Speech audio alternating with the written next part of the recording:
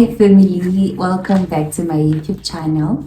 I hope you guys are good and we are doing just fine.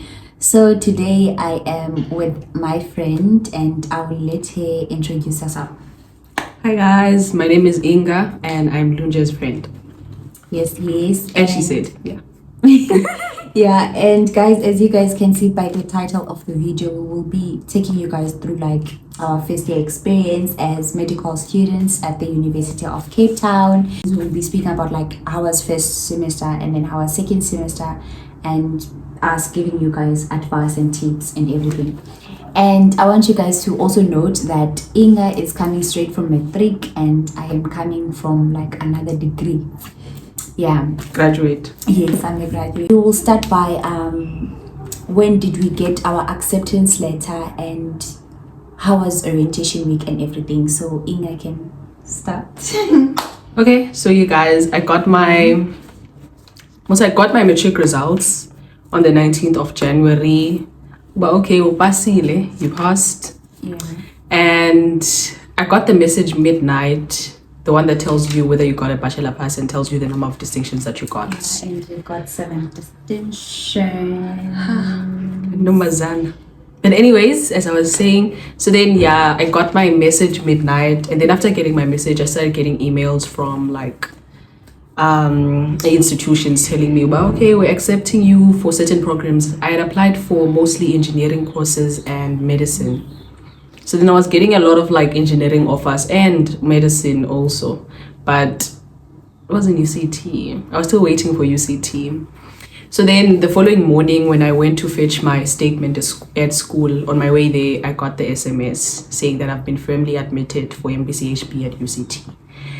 Breakthrough. That was a breakthrough. Yes, I was very happy. I was very excited, and one of my highlights for this year, definitely. So then I didn't hesitate. I went on my portal and I accepted the offer because I knew what I wanted. So I didn't have to weigh my options. And I declined and rejected all of the other offers. Yeah. And then after that, I started getting emails from UCT. They communicated about like info on when you're supposed to come, accommodation, when classes begin, when does orientation begin, the activities that you're going to be doing during orientation week and everything. Mm-hmm. So then in a space of a week after receiving my results, I had to come to Cape Town all the way from Northwest. So that was like scary, but exciting, if you get me. And yeah, when I came here, got my student card, got my accommodation. It was very easy, like but that line. But anyways, but anyways, that line for student cards, But anyways, everything else, like it went okay. I got my room, and then on the Monday of the following week, that's when we had to go to campus, medical campus, and that's where we got our faculty mentors. And I liked my mentor, I liked my group. So then orientation week was very nice because I got people whom like I was like it was easy to talk to them and be around them. And then even at RES, I wasn't able to make friends at med school though during orientation week, but then I was able to make friends at RES because we had RES activities for first years, and I was able to make 2 friends, but those friends were like out of my course. They're not doing medicine. So yeah, that was my orientation week in a nutshell. As for me, I also received my acceptance letter on the same day Inga received hers. And yes, I remember being in disbelief because for me, I did apply to other universities, UP, VET, NMU and others, you name them, but they rejected me. So receiving confirmation from UCT, University of Cape Town, I was so like, no, this is a lie. Yeah, it's scam. Like someone is really scamming me. Yay. But like, yeah, guys, God did. Yes, it was only the grace. So yeah, after receiving the message, they also sent me emails. Just like Inga has said, like they tell you everything. They tell you when you should come to Cape Town, like probably 3 days or 4 days after receiving the message. then you have to fly to Cape Town, or you have to take a bus. You have to just come to Cape Town. And then I did my what's this? What's it? Student card. Yeah, student card on my arrival date. Like, do you like your student card? I don't like it because I was so tired. I'm so ugly. Yo. I am hey, Kubi. But yeah, I did my student card there, registration and everything on the same day. And then they gave me a raise on that day. Then yeah, it was all good. And I didn't have to pay no initial like fee payment. They did not need it. There is actually an initial fee payment. But not for registration per se. Yeah. You register Wahala, I think, and then there's an initial payment for your fees. But so you can come. Yes, like without paying no amount of money. You can pay the money like during the day and everything. So yeah, we're also gonna mention thing about like funding and everything in this video. Yeah. So please stick along, because funding is another stress, you guys. Yeah, especially at UCT. It is. Yeah. And for my orientation, my orientation week was also good, as Inga has mentioned, that we received like faculty mentors and then residence mentors to stare at me like that. Shy. You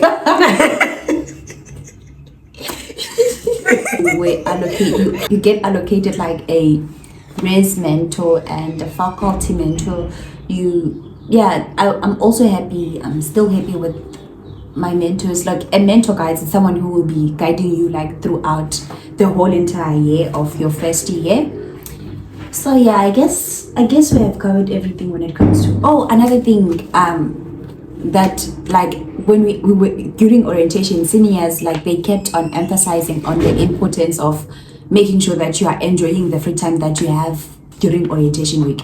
So like, guys, I'm also saying this from like, you please, because after that it gets real. Yeah, please make sure you enjoy your orientation. You make friends, you meet people, you talk, you introduce yourself, be out there. Like if you want to explore Cape Town like that time, go out, go to the beach. And yeah, some of us has never been to the beach, but we made sure we used that time for exploring things that we have never done before in our lives. So yeah, guys, God is good. God is wonderful. We are here now, and yes. Yeah, so first semester, UCT medicine, we're doing 4 modules, more courses. Modules is like subjects. Yeah. They call them courses here. Yeah. But anyways, so we had physics, and in medicine the other thing is you don't have like major courses. Everything is important. You're supposed to pass everything, so everything is a major course, everything is a compulsory course. So we had physics. Moment of silence. Personal. This one. We had physics, we had chemistry, we had hub, and we had BP, which is becoming a professional. Yeah. Those were the 4 courses. Do you want to share your experience with the courses? Okay, I don't mind starting. Guys, for me, first semester, let's start there. It was the worst semester ever. It was even like, compared to your previous degree. Like even compared to my previous degree, first semester of medicine was the worst ever. Because for me, like for physics, I have 3 years of not, actually 4 years of not doing physics, and having to do physics again, like it made me to feel so dumb, because I've never been a fan of physics. So I failed, guys. I failed all the assessments that we kept on writing. I kept on failing, right? Sorry, I kept on failing, and yeah, but oh jeez. No, it's okay. It's okay. Let me hold your hand. It's okay. Honestly, guys, but like, yeah. So we had assessment 1, we had assessment 2, and then the exam. Yeah. So she's saying, I'm not gonna repeat that. But like came exams, still when I was writing physics, like my exam physics, I was so sure that, you know what, I'm gonna get a sub, because I was not. No, but you qualified for the exam though. I did qualify for exam thanks to like practicals and every other things that help, like that boost your marks for you to be able to qualify. And I was still not happy with my performance like during the exam, but yeah. But when I received my final June results, they were so good to a point whereby I was also like, God did something. And for chemistry and other modules, for me, they were like love. She was things. cruising. I was cruising. But you know what? As much as I was cruising there, I was not cruising the way I wanted to cruise because physics was affecting me mentally. Honestly, guys, I started to have depression. Not depression. Depression is too deep. Not in my life. I've never had depression. Okay, it's too deep. I was like, it was affecting me mentally. It was honestly affecting me mentally because of at that time I didn't have funding. So physics not passing and then me having no funding, my mental health started to decline. But overall, other modules for me, they were so good. Because she did biochem, so obviously she's gonna pass chemistry. It was only physics. Not fair. Yeah. It is very much fair because you guys did physics and chemistry. So physics was like continuation of metric, definitely metric, and like they were adding like little stuff. No, not little. That was not little stuff. Continuation of physics. It is because we were doing Newton's laws, we're doing like electrostatics, things like that, but it was on a different level. I don't want to lie. So how was your first semester academics and everything? So you only reflected on physics. Oh, but you said generally everything was okay. Like it was just physics. It was just physics and not having funding. Okay, so I think also like my highlight was a physics. I think I was like struggling with physics. Yeah. Really? I mean, not struggling because I was passing, but I was barely passing. Because like percentage wise. I mean, for the first test, yeah. And then for the second one, it went up a bit, and then for the exam, it was better. But like I was like the first exam, the first test. I don't know how I passed that. I cried after my first test. I cried as well. I called my mom. It was so bad. It's so traumatic. That was so bad. But so physics was also like one of those. Actually, it was the main course that I was very like anxious about. I thought if I would fail anything, it was going to be physics. But then I managed to pass the first assessment. I also passed the second assessment, passed my exams. But I mean, I wasn't satisfied with the marks I was getting. They weren't bad. Actually, after the first assessment, they went up. But you see, the first assessment took a big knock on me, my confidence and everything. Then for chemistry, I don't think I experienced problems with chemistry, but it was just getting a lot when we started doing organic chemistry. It was starting to be a lot, and I almost drowned there. But I was like I managed to pass. And then Hub and BP, they were fine. Those were good. And like my exams also went well. Then we got our results during the holidays and I passed. So that's what matters. Like, it's hard making friends in med school. Yeah, it is. It is. Why do you think it's hard? I don't know, but it was hard for me. I was able to make friends outside of my degree before I made any friends in the degree. So, like, I mean, my social life, it was okay because I had a friend that I got really close to during first semester. And yeah, man, like, I didn't have a lot going on though. I just had that one friend and it was just my academics. And then like as I went on and I don't know. Did I meet you first semester? Were we friends? We were talking first semester, girl.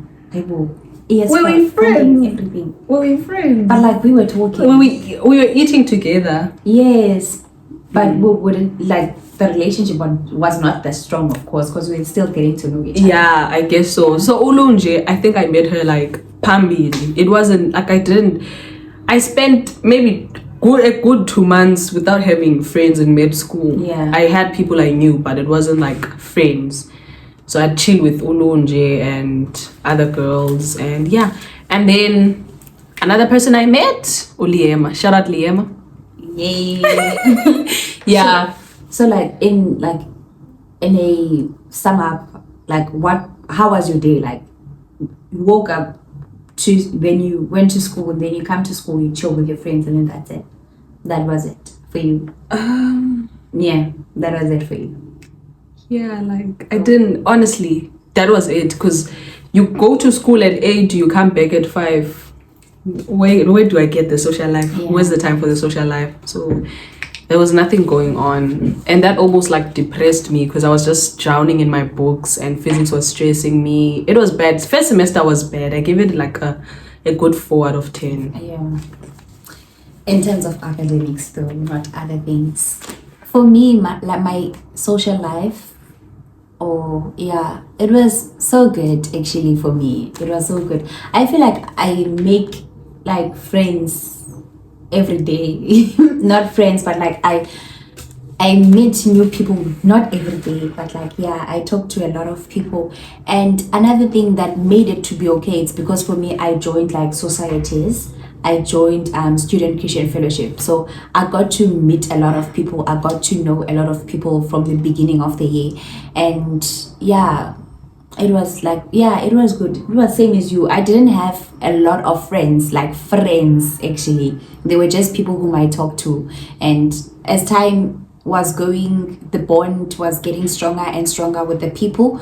And yes, and also for me, shout out to Amahle. I was so close to Amahle then. And yeah, I think that's it. In terms of social life, guys, in your first semester, like it's going to be hard in your first semester because you're new to the place. You're still getting to know the place. At the same time, you have to get to know like your lecturers. You have to get to know your like the modules that you'll be doing, and still you have to make new friends. Like it's a mixture of a lot of things that it can be overwhelming, but just make sure that you socialize in first semester. You meet new people, because the people that you are meeting from the first start, those are your friends that will carry that will be with you for the whole entire degree. How do you know? You're in first year. Second degree. Okay, continue. Honestly, yeah. Continue. Because in second semester, you don't worry about, in second year, you don't worry about having making friends. new Yeah, because you've already true. made one. True. So you don't worry about those things. So just make sure first semester that the people you meet, you are comfortable with them, because they're gonna stick with you until 6 years. Yeah. Under social life, like living address and everything. Food and everything. Oh, Rochester. Oh, Rochester. So our res, the name is Rochester. It's a single room. Yeah, the only thing that we share is bathrooms, and it's a catered room, so they cook for us. Catered res. Right. It's a catered res. I'm sorry. They cook for us, right? Yeah. And honestly speaking, a lot of people complain about the food. Yeah, I am. But honestly, like now, I think like I don't enjoy it. But no, man, like I don't like complaining. So then it's the food is not bad for you. It's not too bad, actually. It's bad, but not too bad. Yeah, but the word bad to be it is bad.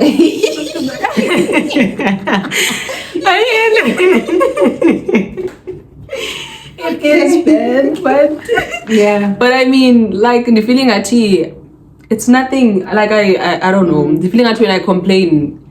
Yeah. I'm disrespecting the labor that goes to making that food for me and preparing it. So I don't know. I just like. But honestly speaking, like first semester, I didn't find anything wrong with but now I'm taking cold option every time, because it's like this again. So another thing that you should really do, like when applying. Oh, they've already applied. Yeah. Okay. For someone who hasn't, please apply for accommodation, right? For residency. It's closed. Applications are closed. Yeah, like next year. Go apply next year, like someone else. Please apply for accommodation. Obviously, if you need it, if you know you can afford private accommodation, then you don't have to apply. So guys, when it comes to funding, for me, I was using NSFAS for my previous degree, so I couldn't again use NSFAS, right? And did you apply for NSFAS? I couldn't. You can't. Okay. I couldn't continue. It said my application like it existed, so I couldn't like. Okay. Yeah. Makes sense. So like I did apply like for maybe like 2 bursaries, and then when I came here, one bursary like. Which bursaries? Tell the people. Oh my Jesus! I'm gonna write them there. I forgot their names because. But the other one is ISFEB. No, the other one is ESFEB. Did you trust? Only 2. Only 2. I trusted God. Hey, wait. So yeah, only 2. And then around January, actually before the end of January, or before the end of Feb, yes, in the beginning, between Feb and January, the other one that I forgot the name, it rejected me. Oh. It rejected me. And I was like, oh God, okay. Damn. I'm only left with ESFAB now. Okay, fine. Like guys, ESFAB was not answering. They kept on changing like the status on their portal that metric results received, don't received. And yeah, it always most of the time it said metric results received, like for the whole entire period it said like metric results received. And then came March, January, February, March, April, May. May, nothing guys, nothing. Oh, on May, what did ESFAB reject us? Oh, I don't know. No, it didn't reject me. So ESFAB, the second bursary, rejected me on around May, like before my June examinations. Guys, mentally I was I was going through a lot. Like I was so sad that I started to doubt like, does God like want me to actually come here? Like, does God want me to actually do this degree? Because why don't I have funding, and why am I struggling with physics? Like, I'm not enjoying my time in Cape Town as much as this is a dream coming through. I'm not enjoying. I'm sad. Like I was in my lowest of the lowest points in my life. Honestly, I've never been like that low. Because guys, some of us, like, we're coming from families who can't cover the fees, and I knew that if I don't have funding this year and I have to the fees, like the actual amount, I'm gonna write them there, it's 200,000 and something. Mine was 230k. Imagine, that's a car. That's a car. And I was bro. It is ngaka. You could start a business with that money. Yeah, and I was really stressed, guys. But through prayer, through fasting, and yes, and shout out to Amahle. Amahle made me to not lose hope. As much as ESFAB rejected me, later on, probably 2 weeks or 3 weeks or a month after them rejecting me, and then they said they do have a space, and then I managed to receive funding, which is ESFAB. Yes, dear. You can take us through your whole funding process. So then for me, like, I don't want to lie, coming to Cape Town was me taking a leap of faith, because I came here, no sign of funding, nothing, like she did. Like, I applied for NSFAS. I actually qualified for NSFAS. Yes. I applied for NSFAS last year. I didn't get like acceptance. Even this year, when the year started and the results came out, my status was still on awaiting evaluation. Oh, tough times. I was so stressed. Like, you know, when you have schoolwork to do that's already stressing you out, but then you're still thinking, what if I'm stressing about this schoolwork only for me to get like kicked out of UCT because I can't pay my fees? Yeah, but so that kind of like, it affected my studies a lot, and it affected my mental health as well. But then I think NSFAS came through around like when was it? I don't know if it was March or what. So they accepted me, and then that I was excited, was very excited, because at least I have something. But I wasn't like, I wasn't very happy about it because I had applied for ISFAP. I think ISFAP is the only bursary I applied for. Yeah, I know that was like kind of a gamble. Yeah. But yeah, I applied for ISFAP and then I was waiting on them. They were like sending emails updating me about, okay, we've checked your results, we've checked your registration with the university that you're at and everything. But then I thought like you'd get a response when you register and they'll be like, okay, we see you registered, we're approving you. But that didn't happen. So then I kind of lost hope. I was like, is this bursary even going to fund me? Yeah. So then I thought NSFAS would be the one funding me because they accepted me, they started paying my allowance. And then, but the problem is you have like the accommodation cap with NSFAS. So NSFAS only pays for, like it pays a certain amount with accommodation. There's a maximum amount that they pay. And Cape Town residence is guys, expensive. Crazy. It's so crazy. UCT accommodation is very expensive. So after they paid my fees, I still had an outstanding 50k that I had to cover. And Lunje, as Lunje had said, like not all of us can like afford to do that. Like Uba, your parents can pay that every single year. So then it becomes a thing of like kiafana. They'll pay the 170 something thousand, but I still have the 50,000 that's going to block me from registering next year. So it's like it's a lose-lose situation. Yeah. And then around May as well. Oh, I don't remember if it was like April. I got my status on ISFAP got updated to like shortlisted. So I was shortlisted for funding. I wasn't excited. I remember Lunje, like I didn't know how to check my status on the chat box. So then she did that for me and she got the thingy and it says shortlisted for funding. She was so excited and I was there looking at her like, because I didn't think it would happen. Like, you know, when you just don't believe it. And also my thing was I'm already funded by NSFAS, so they're not gonna fund me. Even if they do like accept me, they're gonna see, okay, she's already funded, they're gonna pull back their funding. So I wasn't excited at all, didn't think it would happen. And then I think also around May, then they accepted me firmly. ISFAP sent me emails telling me about, we've accepted you, please sign the contract and everything. So now I'm still stressed about Indabayoba. I have NSFAS that's already paid like a chunk of my fees, but I don't want NSFAS because ISFAP will cover everything. So I rather have ISFAP. And then so then I had to go to the financial aid office and then they were able to fix that. I was like, please take your NSFAS back, please. I was very stressed. So, but it was a smooth and don't because they cancelled it out. They took their money back. I had to pay back the allowances. I didn't mind as long as I won't have a debt that's like 50k. Imagine. So I paid the allowances back and they took the money back and then ISFAP clocked in. That's my funding journey. So I think one of the reasons that we say like first semester was bad hectic is even the funding issue because you're already experiencing a lot, like you're in a new environment, the academics are chowing, now you also don't have funding. And UCT is like 31st July you have to pay or else. So Please come closer.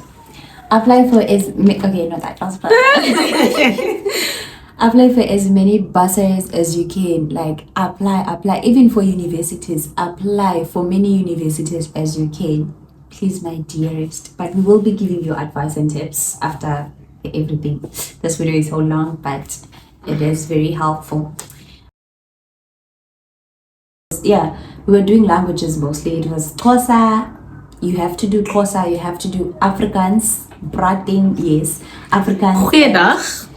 Goeiedag. Ek is die dokter aan diens. Yes, thank you.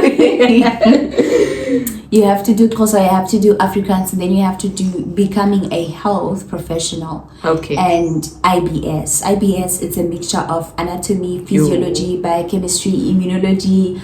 QL. Yes, QL, hematology, everything. Like it's a mixture of a lot, and it's a lot there. It's another thing. How was actually your second semester? Good, actually. Yeah. I think, I don't know, I wouldn't say I was cruising, but I was cruising. Like, also I'm exempted from doing isiXhosa. Yeah, of course. So I had like that free ndondon, Free but time. I don't have to. But I think even if I was doing isiXhosa, because I'm a like isiXhosa is my first language, I still wouldn't struggle. It wouldn't be something that I have to sit down and It's just study time. for. Yeah, it's just time. But I'm exempt from isiXhosa for this year. And then, so I was doing Afrikaans, IBS, and becoming a healthcare professional. Becoming a healthcare professional was primarily like a lot of group work stuff. Yeah. So you didn't have to worry a lot about individual work. Yeah. And then IBS. You had a lot going on. Like, it's hard to keep up, but you can. Like, it's actually doable. You can keep up. And, like, it wasn't as bad, Aishem. I don't think anything will ever be as bad as first semester. Yes. So IBS was like, it was very nice, and this is where you actually start doing like the medicine stuff. Yeah, so like you get to have that glimpse of what is medicine. Yeah, it's not deep, but at least like you start to get an idea of, oh, this is where I'm headed. It is doable. Cadavers. Yes, you start seeing cadavers, you start working on them, you start identifying like the internal organs, like your heart, where is the location of everything inside. Oh, it's very exciting. I don't want to lie. Like we did skin, we did we did vascular system. I wanna go from K1 to K6. It's a skin, respiratory. No, 2 is GIT. Musculoskeletal system. And then we did respiratory, then we did cardiovascular, then we did urinary. And in all of these, you're going to see the specimens. Like, it was just, it was, because you're actually seeing what you're learning about. Like from a real person, you guys. It was very exciting. IBS was exciting. The pregs were even more exciting. We didn't have to go to upper campus for the physics and the chemistry. Ooh. So you are in your campus, like you're a med student now. You're a real med student. Yeah, about that, guys. So when you're doing medicine, you are kind of like isolated from the main campus, like the UCT that you guys see on social media. We're not there. And we are not there. We are so far from there. We have to use a shuttle to be able to get there. But our physics and chemistry, we did them there. Everything. Our TADs and things. Practicals, yeah. We did them there for first semester. But then this semester, there's nothing that mixes us or joins us with upper campus. I think that's it for like second semester. Nothing hectic, nothing very nice, very cruising and everything. Yeah, just make sure you study, guys. You just study. Yeah, because it's a lot of content. IBS is actually a lot of content compared to like the hub that we did first semester. Yeah, the content increases in your second semester. It's a lot, but we did it. And everything. You start them off. Yeah, basically like from the beginning, from the start, when you apply, please make sure that you're applying. I'm sorry guys, we stay next to a hospital, hence you will hear like ambulance and everything. So make sure you apply for like every university, and please don't just stick to, if you want to do medicine, that's okay, apply for medicine, but also have like other things like your backup plan. Have a backup plan, and then apply for funding, like as many bursaries as possible again. And then when you arrive into a new place, do not compare yourself to anyone else.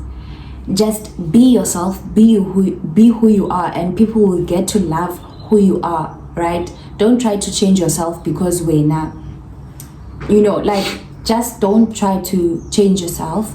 Be yourself. And another thing, be sure of your why. Why in the beginning do you want to do this degree? Why in the beginning do you want to do medicine? Like it might be like personal reasons, background at home, like how hectic things are. And make sure you, in times of like distress and depression and everything, you remind yourself of your why at the beginning. Why am I even doing this? And yeah, guys, have that one thing that will always strengthen you for example, I'm a Christian, and I know that when it comes to prayer and everything, ngiba right. So I always continue to pray, like continue to pray. And another thing, guys, like what's this English word to make people? Yeah, like meet people, make new friends and everything. What's this? Network. Make sure you network. So you network. Don't be afraid to talk to reach out to people. All that. Yes. From my experience during this year, definitely like always remember why you started.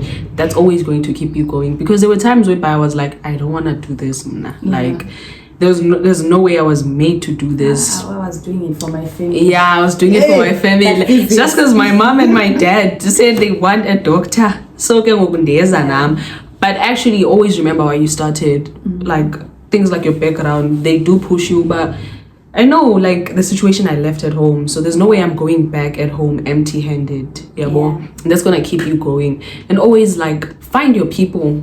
It's very important. It's very important at university. I think that's what helped me.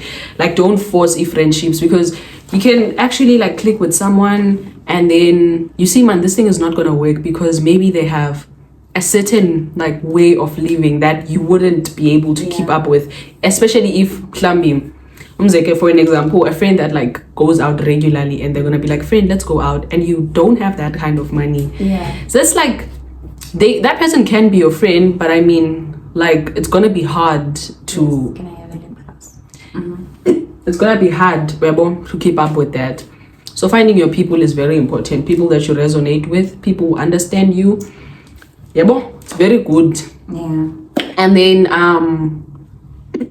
resilience, I think. Like you need resilience. Like it will bend you. University will bend you, like to test, but will you break or not?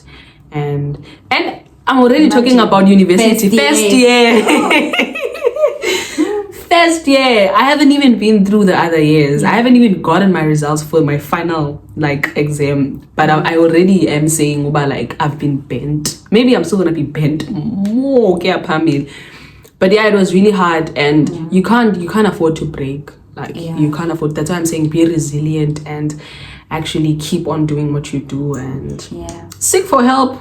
If people experience a problem, seek for help. Definitely reach out to people. Don't like bottle yourself up and be in your room alone, going through stuff. And there's actually resources that are there and that are put in place for people who go through stuff. If you feel like hence you have a mentor. If you feel like you're experiencing a burnout or anything, there's people who can help you and all of that. So use those resources as well, and like just enjoy the ride, because at the end of the day, I think we get so like caught up in the end goal that you forget to like live in the moment, because this is the life. Like this is the life. Because we're like, oh, when I finish this degree, my life is gonna be this and this and this. To a point where you forget you're supposed to live your current life and actually enjoy this moment, and actually be in the moment, live your life, write your story every single day. And I think that's what it is, man. Like just be resilient, and obviously having like a sense of that one. I think me being a Christian also helped me very much, because I would call my mom, would pray on the phone, and I would always feel better. So maybe like have also family. Family. Just like don't be alone. Don't isolate yourself. That's what I'm trying to say. Don't be alone. Whether it's God, whether it's your family, whether it's friends, have people or a person okay, like this person is in my corner, and I can always like for that, like I would add, like in terms of fail, like guys, if you fail any test, it's not the end. It's definitely not the end. That thing, it's supposed to affect the way that you shut up, because you know when you didn't it's not the end. If you happen to fail any assessment, guys, it's not the end. It's okay. Sorry. It's exactly, thank you. It's supposed to be it's supposed like to motivate you. And if you come to a season whereby you are depressed and you are sad, you start questioning God or anything, just know you are supposed to experience, you are in that season for a reason. instead of giving up on yourself, try to learn something from it. Yeah, I think that's the advice that we will give you guys.